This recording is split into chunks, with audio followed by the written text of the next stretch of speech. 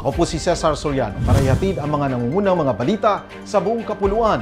Ngayon, sinimulan na ng Philippine Navy at Indonesian Navy ang bilateral maritime exercise na Maritime Training Activity o MTA Filindo 2025 kahapon September 28 at tatagal hanggang Oktubre 4 sa Bitung, Indonesia. Pinamumunuan ni Commodore Peter Jemsun V. De Vera ang delegasyon ng bansa sakay ng BRP Artemio Ricarte PS-37.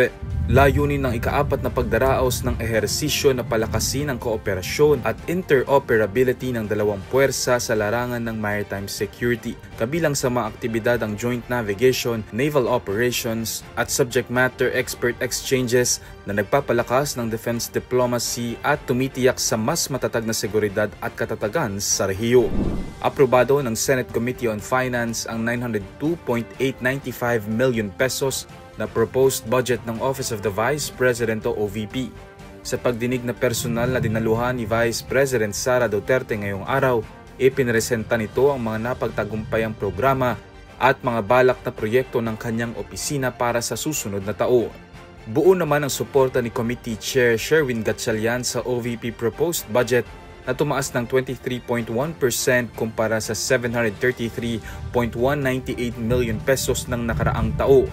Tanging si Senator Erwin Tulfo lamang ang nagtanong sa mungkahing budget at wala pang isang oras ay inendorso na ng komite ang mosyon ni Senator Migs Zubiri na bigyan ng parliamentary courtesy ang budget ng OVP. Umakyat na sa 906,794 na pamilya o katumbas ng 3,402,391 na katao ang apektado ng habagat na pinalakas ng bagyong Mirasol, Nando at Opong ayon sa pinakahuling ulat ng National Disaster Risk Reduction and Management Council o NDRRMC nitong Lunes. Sa 27 naiulat na nasawi, 4 pa lamang ang kumpirmado, lahat ay mula sa Cordillera Administrative Region, habang 23 ang sumasailalim pa sa beripikasyon, 9 sa Bicol, 8 sa Cagayan Valley, 2 sa Central Luzon at Central Visayas at tig-1 sa Eastern Visayas at Mimaropa. Nasa 33 ang sugatan at 16 ang nawawala.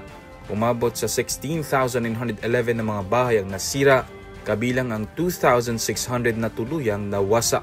Tinatayang 1.01 billion pesos ang pinsala sa agrikultura at 979.6 million pesos sa infrastruktura. Sa kasalukuyan, 30,265 na pamilya ang nananatili sa 1,607 na evacuation centers habang 84,240 na pamilya ang tinutulungan sa labas ng evacuation sites. Patuloy ang relief operations at clearing ng mga pangunahing daan at linya ng kuryente. Para sa Kidlat News Channel, ako si Renzo Linon, nag-uula. ako po si Cesar Soriano, kasama nyo sa bawat pagputo ng balita.